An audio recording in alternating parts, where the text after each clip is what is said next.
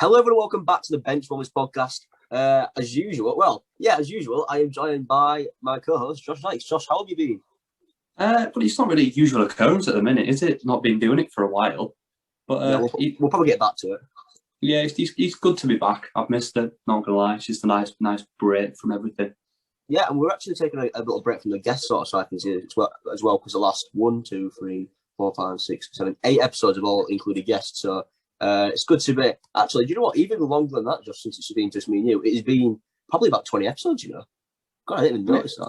What, since it's just been us two without a guest? Yeah, because we did our last episode where it was like without a guest. We had Matty and Jack in. Yeah. Then we had the quiz, part 1 and 2 of the Christmas fin, had Henry in as well. God, he goes past right back at the start of the season. 3 months ago. It's been 3 months since we've done one of these. Christ. Wow. Well, anyways, this week we're going to be discussing, because obviously we've missed out on quite a lot in the 3 months' time where we haven't been talking to other people. But a lot has gone on in terms of the non-league system, including the National League North and South. I personally am very disappointed about it because as someone who I don't as far as I had the virus, and I don't think you have either, Josh, have you? Well, I've not been tested positive for it. Yeah. But obviously, I would write out about guys in Bradford Park Avenue, but that's now being null and voided due to the financial statuses of other clubs. But basically, we should have a little discussion about that, our thoughts on it, everything that's happened, basically, in case people aren't aware. So what's happened, because I believe it's the government refused to fund the National League North and South, or just the National League in general, and because obviously a lot of clubs in the National League North and South are part-time and therefore lacking funds or they don't even have full-time players, so they have to sign players on long contracts. I mean, they could just walk out of the club at any point. But because of this, it means that basically a lot of clubs were threatened to go under because they weren't receiving money, because obviously haven't got fans buying kits, buying food or drink in the stadium, or even buying admission to the stadium. So a lot of clubs were threatened to go under. Not so is that my cue if it's been that long. It's the government, obviously they're not giving them any money, so it's difficult for them to stay afloat, especially even from the start of the season when they didn't have any fans and things in. But it's even worse now, the fact that number one, they don't have any fans in, and number two, they can't even play football. So not only are they having to pay rent, debts, bills, the lot without any funding from not only the government, but without any revenue from fans, it's just been difficult for them to stay afloat. So I think the best option for them was to null and void the season from a financial point of view. But from just a football fan point of view, you hate to see it. Like, you really, really do. The government has put that much money into clubs like the Premier League and things who don't really need the money. And then you've got clubs in Saturday League football who desperately need the funds, and they're just not getting it. Like, that's the backbone of football, and they're just not getting the support they need. It's disgraceful. Yeah, I think they've kind of been forgotten about a little bit. You've got the likes of Jimmy Vardy and Michael Antonio, who've all come from these National League North and South clubs. But it's a real shame. So even Chris Smalling, who's now playing in Italy and Roma, he once had a stint at Maidstone United, who are now in National League South. So you look at things like this. But basically, it was voted 24-19 in favour of season to season with immediate effects, I mean, obviously, null and void. But the worst part about this as well is because whilst it wasn't officially decided, is the Northern Premier League, the Isthmian leagues, all the leagues below the National League North and South, they've not actually decided they're going to be doing null and void yet. So those teams may still be points per game. And I don't know how it's going to work because obviously no one can be relegated from National League North and South. So it might just completely disrupt the entire structure of the non-league system at this rate. So they're probably going to be forced now to go null and void. Obviously, it was more than likely anyways because they're in an even worse situation than some National League North and South clubs. But yeah, it's embarrassing, to be honest. A lot of people call it embarrassing from how the National League has obviously done it as well, because they are currently finding clubs who refuse to play because they physically couldn't afford to play. So their reaction to those clubs who can't afford to play is to find them even more money. It's like they're trying to put them out of business, which obviously they're probably not, but it's just a really ridiculous thing to do. And I think it was today they fined, I think it was Wrexham or something like that in the National League who are now refusing to play. And we're seeing even more National League clubs come out now and agree with Wrexham's sort of reasoning. I think Kingsley Town have released a statement this afternoon saying how they don't really want to play either. And yeah, it's going to get a bit out of hand, and we're starting to see National League clubs face the same problem as National League North and South clubs, and it's just a matter of time, in my opinion, until that's null and void as well. Yeah, I mean, it's like, for instance, the Maidstone chairman, Oliver Ash, has said that it's not the end of the story and it's a big mess. co-chairman of Gloucester, he has sent a tweet out yesterday, and it read, "Disappointing is the word of the day, but we're never out of the fight. I can confirm that we have now formally started legal action against the null and void outcome. This isn't to make the club play on, it's to allow promotion and relegation, obviously to try and keep, but not to keep this ball, yes, to keep the season alive, really. Yeah. In terms of, obviously, clubs need to be promoted and relegated. If they get promoted, they get more money. If they get relegated, they get less money. You can't just have a second season in a row of no one going anywhere. If you've been really bad, you deserve to be relegated. If you've been really good, you deserve to be promoted. That could be 2 seasons in a row, and you can't just null and void another season and not allow any of that to happen.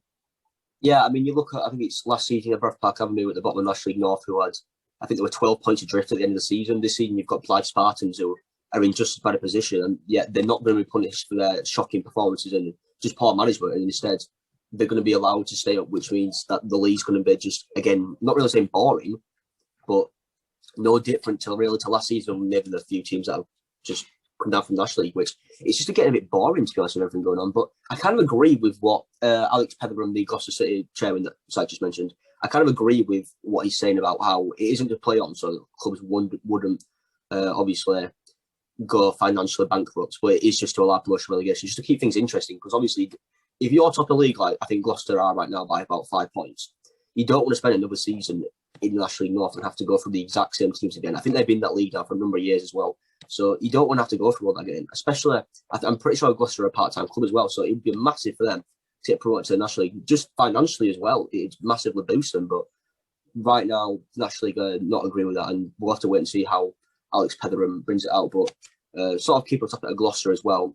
AFC Fylde, who currently sit, I believe, in second place in National League North, with quite a few games in Gloucester, but they tweeted out saying, in light of yesterday's resolution, we are deeply disappointed with the outcome. We firmly believe that there is an alternative solution. Our stance is unchanged and we'll fight to continue the 20/2021 National League North season. So, and then Gloucester actually replied to that, agreeing with them. But I don't know what you think, Sykes, but it looks to me like a lot of the top-end teams in National League North are saying they want to keep going with teams near the top of the table, whereas teams like Guiseley or even Breath Park Avenue towards the bottom are saying they don't want to continue. But I don't really know what to think of, obviously, because, well... Yeah, I mean, obviously, you can see why teams at the top, they want to carry on, they want to get promoted, because they're quite clearly too good for the league they're in. And it's disappointing for them to have to play another season where they might not have as good a run as they have this season, and therefore next season they could finish mid-table, get relegated. This is their chance to get promoted. If you look at, I don't know, let's say, Fulham, just been promoted obviously last season. Well, let's say the Championship was null and voided last year. They wouldn't have gone up. Therefore, this season they could have been struggling, finished mid-table, finished outside of the playoffs. That's another season they've got to spend in the Championship, in their same division, when they're too good for it. It's obviously teams at the top, they're going to want to be promoted. They're going to want to keep at the top. And that's fair in teams that are going to want to null and void this season, because it's been a bad season for them, and they don't want to play in the division below. But you've got to look at it across the whole board in terms of the structure of the National League and things. And you can't keep null and voiding seasons. You can't keep cancelling games. You just got to fight through and play. Clubs need money. Players need paying. Staff need paying. Bills need paying. And even though they've not avoided the season, clubs have still got bills to pay. It's not doing anything. All they're not doing now is definitely not playing football again for the rest of the season. That's all they're doing. They're taking out the one thing out of that club and stopping it. They've still got everything else is still the same. Just now, they don't have anything to look forward to. They've got to wait till 21-22 season. And you can't keep doing that. No. It's not now as well in February when the season won't start till maybe August next year, something like that. But I think something that's even just as bad is the fact that Gloucester last season, when the league was eventually stopped, were 19th in the table. They were 1 point outside the relegation zone. So for them to, at that point, say they want the season to be stopped, flash forward maybe a year or so ahead to now when they're currently top of the table. Now, of course, they want the league to go on when it benefits them. And that's how it is, unfortunately. Teams are unfortunately being selfish. Where you look at likes of Blythe Spartans, who bottom of the league this season, They were second bottom last season as well. They didn't deserve to play at National League North level. I think even Blythe Spartan players and management and even the board there will agree that it might be the best thing to happen to that club to go down and then come back up. But, we're not going to see that. And I think this Bath Park Avenue, I think he's chairman or director of football or something. Director of football, Martin Knight, described it perfectly. He said, if we continue, Gloucester might have gone up and they would have been happy.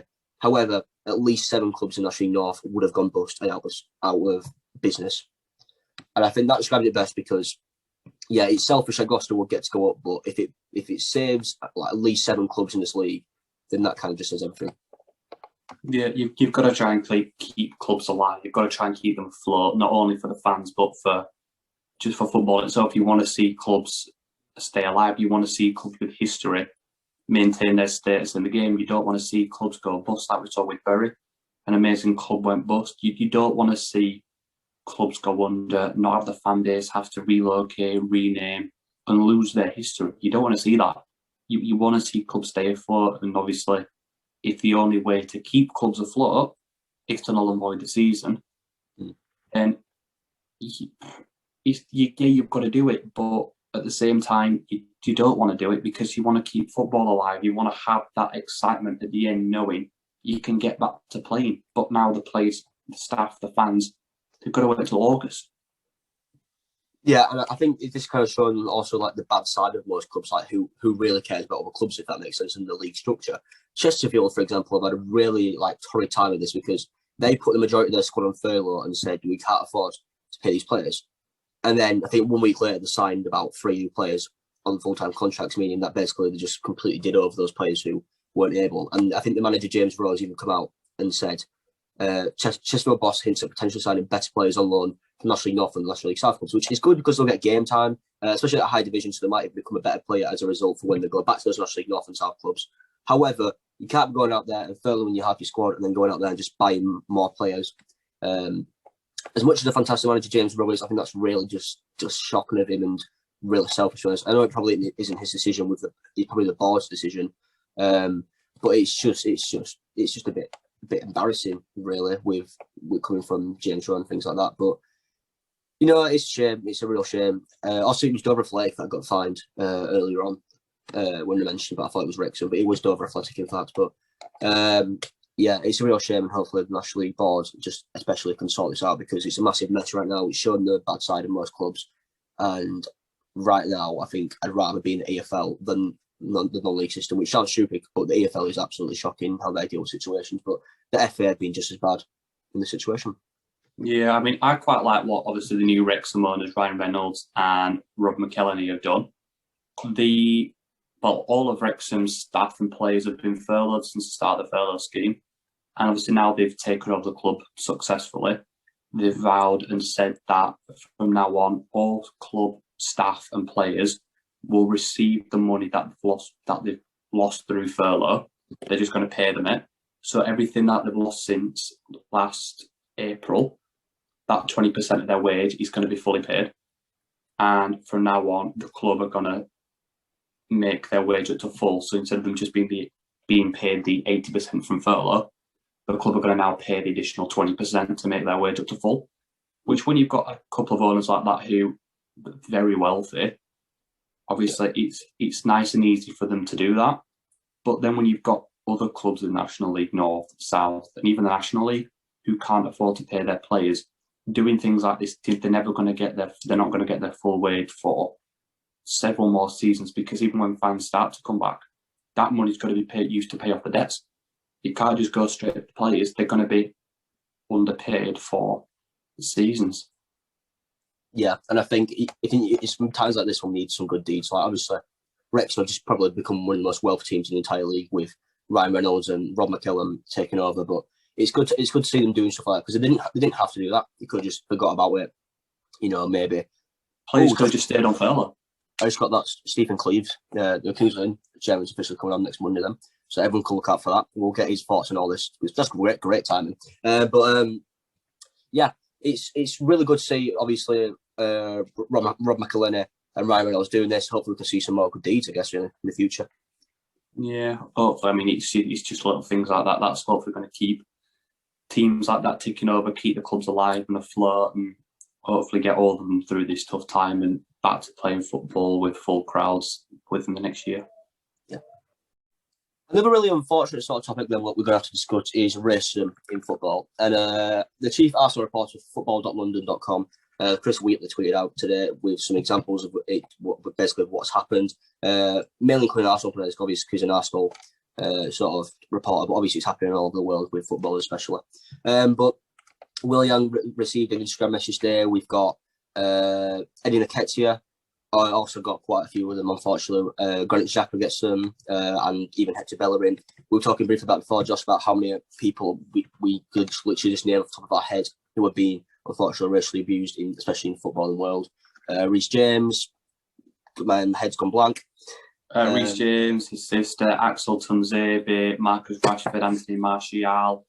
And that's just two clubs that you've got. Raheem Sterling, you've got I'm just trying to think of big names. Basically, every single big name black footballer in England across the world has probably suffered some kind of racial abuse. And at the minute, Mario Balotelli as well. You look at me, you didn't get a banana for him or something. Yeah, monkey chants from the stands, monkey emojis on social media. It's disgraceful. And obviously, you look at the likes of Wilfried Zaha, he's just received it recently. And he's come out in a statement and said, along with what Brentford have done, they are now refusing to take the knee for Black Lives Matter movement for Kick It Out, which is the football's, UEFA's anti-racism body. And the reason they're doing that is because they're saying that taking the knee now is kind of diluting the meaning. When you did it for that one game last season, it was really powerful. In terms of everyone just going down, 7 seconds, complete silence, all fists up in the air. That was powerful.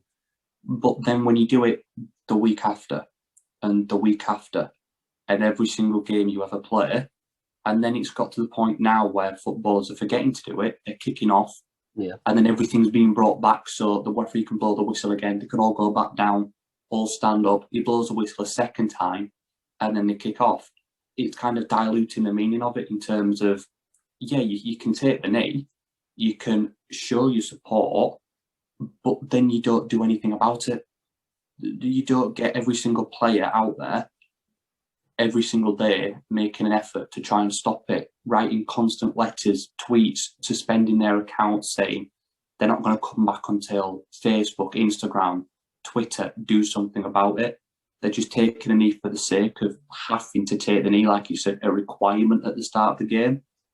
So I agree with what Zaha's saying in terms of that and why Brentford has stopped to do it. You know, Brentford said that they'd all sat down in the dressing room, they'd all discussed it.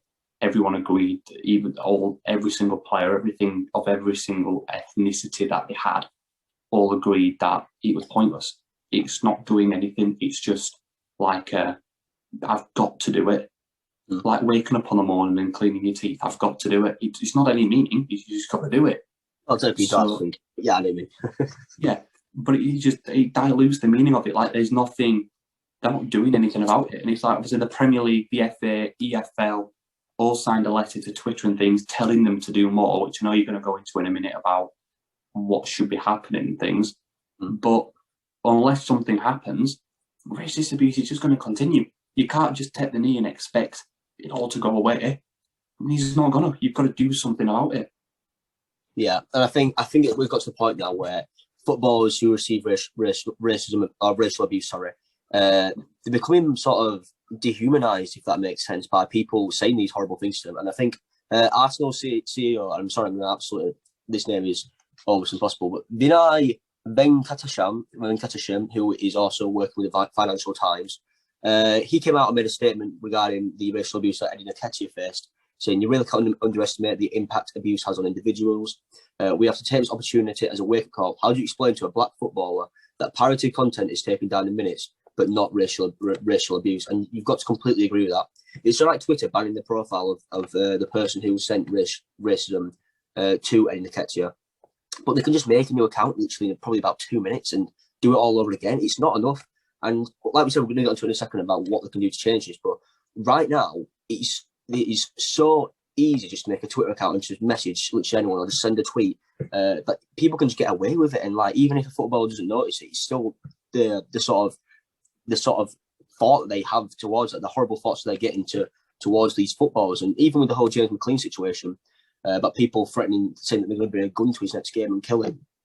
Sorry, they're going to bring a gun to his next game and shoot him or anything. That is absolutely disgusting, people to say. And I think it's Twitter or Instagram or whether it's Snapchat, literally even TikTok nowadays, where sometimes you see, because a lot of footballers tend to get TikTok, there needs to be more done to identify the individuals who are using this horrible sort of mindset towards, if it's footballers or just normal people or anything.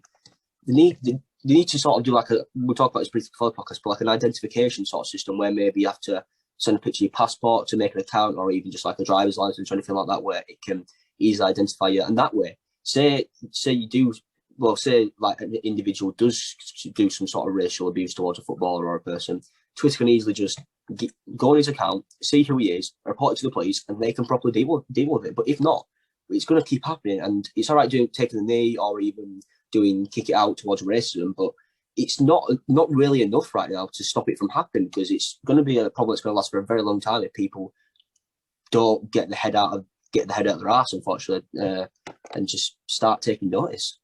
I mean, it's like you say obviously about Twitter and things have got to start reporting things to the police, but then when they do, you get things like this, which is at the start of February, an 18-year-old pled guilty to harassing Ian Wright, Arsenal legend, on the 11th of May last year, which is contrary to the Non-Fatal Offence Against the Persons Act, and he was sending a message on his phone that was grossly offensive, obscene, racist. So you'd expect him to get some kind of harsh punishment, well, not necessarily like prison sentence, but, you know, a long-time community order, being banned from football. No, the judge said that he didn't see anything being gained by imposing any sort of criminal conviction on the 18-year-old. He noted that the defendant obviously shown genuine remorse, apparently, by donating £440 to the Irish Network Against Racism out of his own, he just did it. Yeah. And he had written an apology letter to Ian Wright, who obviously forgave him. But if you're going to do things like that, you've got to have some sort of punishment imposed on you. You can't just get off with it. And if that's the message you're sending to people who commit racial abuse, is you'll appear in court, but so long as you just donate some money or write an apology letter, well, they'll be fine. You get away with it. You can't do that. You've got to actually impose some sort of criminal conviction, have something on their record, talk to their employer, get them sacked, anything. You can't just allow people to do it and then know they're going to get off. Like what precedent does that set? You do racial abuse, it's fine, get off. No, you've got to impose sanctions, something on them, which stops people doing it. Yeah, there needs to be more punishment, definitely, because it's just so easy to make a Twitter account and message someone where anything can be said nowadays. And I think this is going to be more dealt with because Swansea City footballer Jan de Hande, who, by the way, I've watched a few games and is a phenomenal talent. I can never say that word. But he's blown some Premier League games, so he's definitely one for the future. But he's unfortunately another subject who's received racial abuse online, courtesy of Twitter. And he actually called out Twitter and said he wants to have a personal meeting with them because he should prove that it doesn't just happen to black people, because he's actually a British Asian as well, who's unfortunate to deal with it. It just shows that it can happen to anyone, but he's asked if he can have a meeting with the sort of board of Twitter or whoever runs it, I guess. I'm not too sure. He just said he wants a meeting with Twitter to sort of discuss what more can be done to stop these individuals and what sort of punishments can we have. Because it's all right banning an account, but it needs to be passed on to the police if they actually do more than what they've done to the person who's unfortunately racially abused Ian Wright. But it's just such a shame to see it's happening to so many footballers who, let's be honest, they're human as well. All right, we might see them as people. Oh, he costs 50 million and he's joined, but I don't know, Celta Vigo from, I don't know where I'm going with this, Wolfsburg. But we can just see him as someone who you might pay the fee for this football, but he's also a human. He's got his family. He might have his own kids. He's got his whole life. He has grown up somewhere. He might have gone through some stuff in his life, or he suffers from mental health issues too. And racism just adds to the fuel of that. It just makes things so much worse. And it's an ever-growing problem where it looks as if it's not going to be going away anytime soon because nothing more is being done about it other than you look at what happened to the guy who racially abused Ian Wright. Literally just, what did he say, paid somebody and got let off? Yeah, but that wasn't a court order. He just did it off his own back, so he didn't get a court order. Oh, so he got nothing. He got nothing. Like it's just shocking. It is honestly shocking. It actually is not. It's not even just happening in the men's game either. God, I've lost it now. There was a woman footballer who unfortunately had to deal with recently. I've completely lost it. That is shocking for me. I'll try to find that in a second. But Reece James' sister in it, she receives some racist abuse along with Reece James himself. But it's like you don't even see players receiving racist abuse after losing a game. I'm not saying that's at all correct, but they're just getting it just randomly for having a good game, for not playing, for drawing a game, for missing a goal. Why does it matter? Why does race matter? You'd have had a bad game. You could put a comment on their social media going, "Oh, you were rubbish today. Why do you have to bring in a monkey emoji? Why do you have to bring in some racial slur?" There's no need for it. Yeah. If you want to say someone's had a bad game, say they've had a bad game. You don't need to bring race, sexuality, gender, anything into it. Just tell them they've had a bad game. I mean, at the end of the day, we all have our off days at work. Like Josh works as a football coach. I work in a bloody pizza shop. I might accidentally cut someone's pizza wrong slightly. I don't get a bloody threatening my life or taking the mick out of my skin colour. I'm sure you don't, Josh, either when you tell a child to kick the ball the wrong way. I don't know how it works anymore. But just some examples of some women footballers. Eni Aluko, Reece James' sister, of course. Renee Hector has come out and said that she sank into a deep depression after she received plenty of online abuse. She was a Tottenham Hotspur defender, which is just it's so disappointing that people unfortunately have to go through this because some people's incompetence. Sheffield United's Sophie Jones also agreed with it, saying how she suffered from mental health issues due to online racial abuse and things like that. But it's just embarrassing at this point. We don't get racist abuse for doing our job wrong, so why should you? The only reason they're getting it is because they're in the spotlight. They're celebrities. People do it because they're jealous, and you can't do that. It's wrong, hurtful, disrespectful, and illegal at the end of the day to bring hate speech upon someone. So it has to stop. And obviously, things like taking a knee, it's diluting the cause of it. You've actually got to get people out there. You've got to tackle it properly, head on, impose criminal convictions on people, because that's the only way to stop it. You've got to have a deterrent there. There's nothing there. It's just going to continue. On to some lighter news now, and the Champions League's back. Thank God, it's only been forever. I know you don't watch it, Gav, don't pretend to get excited. No, this is my competition. I love the Champions League. It's amazing. And we can start it off with what was arguably the best game of the week. It was Barcelona against Paris Saint-Germain, and Mbappe ran the show. Basically, finished 4-1 to PSG. Messi penalty kicks it all off, followed by a hat-trick from Mbappe, a Moise Kean goal in the mix of it all. And PSG were dominant. Barcelona were lacklustre. They're not going anywhere. They need new signings. They need a completely new team. And Messi is disastrous. He's passed it, not tracking back, not intercepting the ball. He was walking for 90% of the game. And the only good contribution he had was scoring the penalty. The other game was on Tuesday, was RB Leipzig against Liverpool. RB Leipzig could have arguably been favourites for it because Liverpool has not been good at the minute, but they turned it on and they beat them in the second half, 2-0 goal from Mohamed Salah and Sadio Mane in the space of 5 minutes. On Wednesday, it was some lesser games, arguably, but it was good. You had Juventus against Porto, where Porto, the underdogs in that game, won. They won 2-1. Ronaldo had a disastrous game. Juventus altogether were atrocious, and fair play to Porto. They pulled it out of the bag and they did well to come out on top. Be interesting to see what happens when they go to Turin in March. The other game on Wednesday was Sevilla against Borussia Dortmund. Erling Haaland came out and said that Mbappe gave him the fire, the fight, and the fury, really. He kind of just wanted to come out and beat Mbappe, and he did. He scored a brace and got an assist for Mohamed Dahoud. Dahoud, yeah. Yeah, that was a really weird pronunciation in my head. But yeah, he got the assist for that goal, and Borussia Dortmund ran out 3-2 winners against Sevilla. Obviously, then the Europa League happened on Thursday. All English teams won apart from Arsenal and Leicester. Well, not all English teams won then. Spurs won 4-1, Man U won 4-0, Leicester drew 0-0, and Arsenal drew 1-1. Rangers had the best game of Thursday, though. They beat Royal Antwerp 4-3. It was a cracking game. Rangers are now, they're on fire, really. In their last 40 games, they've only lost once and won 33. And that's the interesting European fixtures this week. I just want to also feel a little bit on there as well.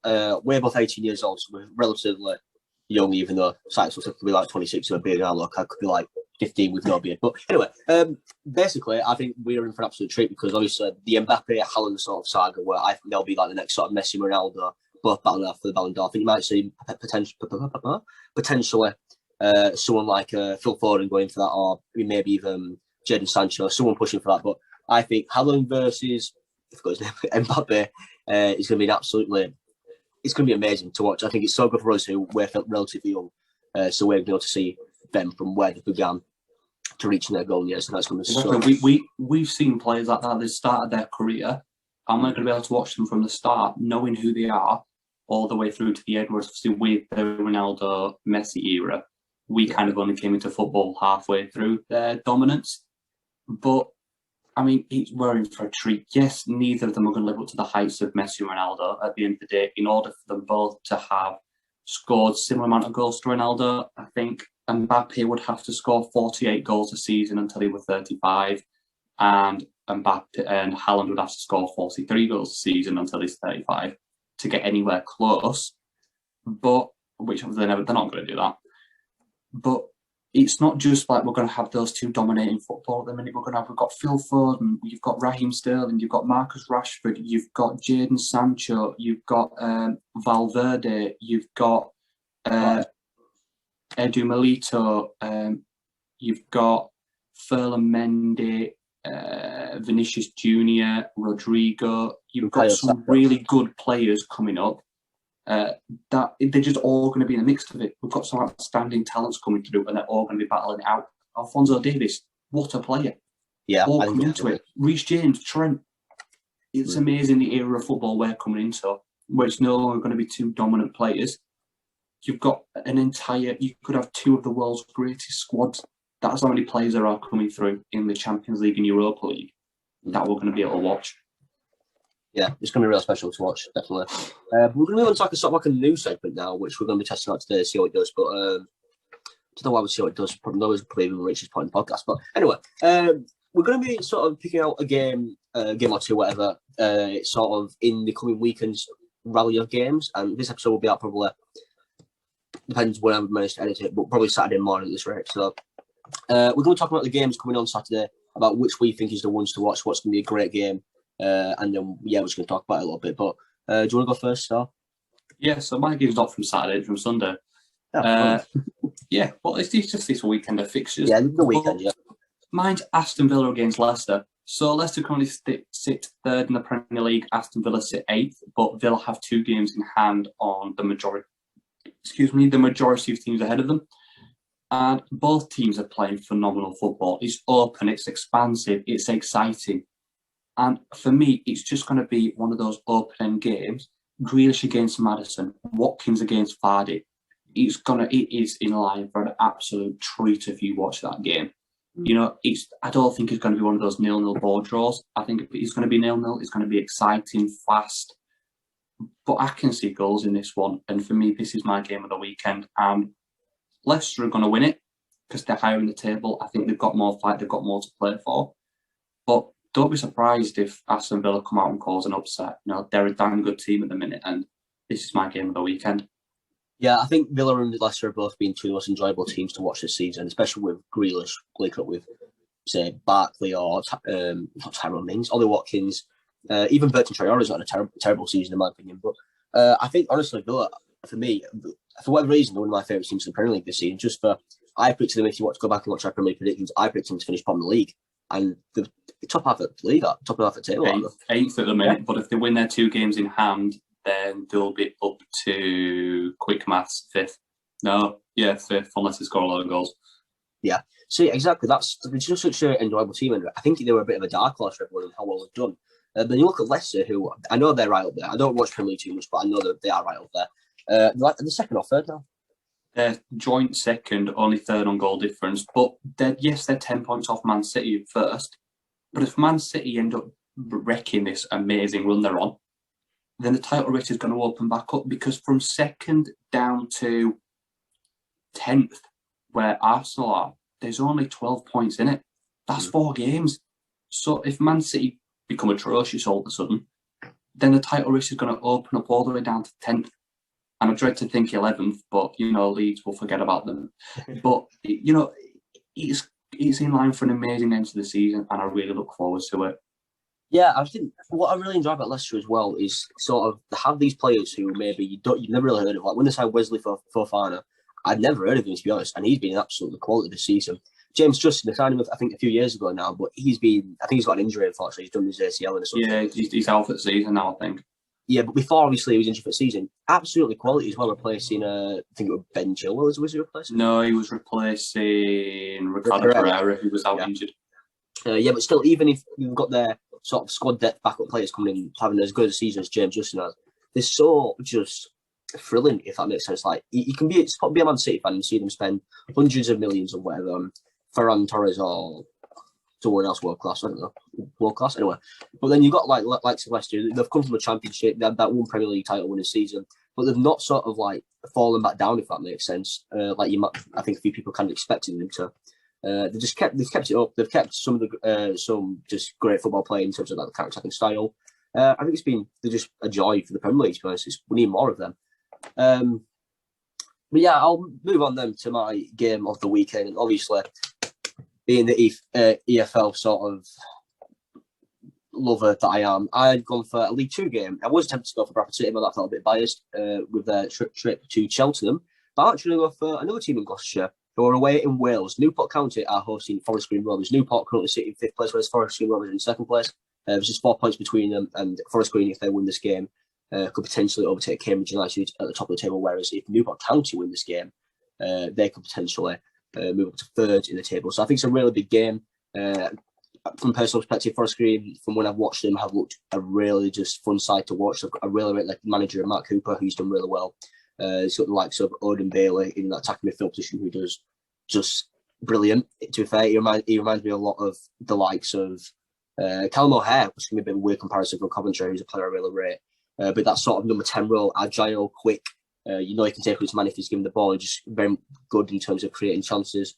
But yeah, I think it's going to be a really good tight game as well with Newport County. Probably got one of the best managers in League Two in the form, Michael Flynn.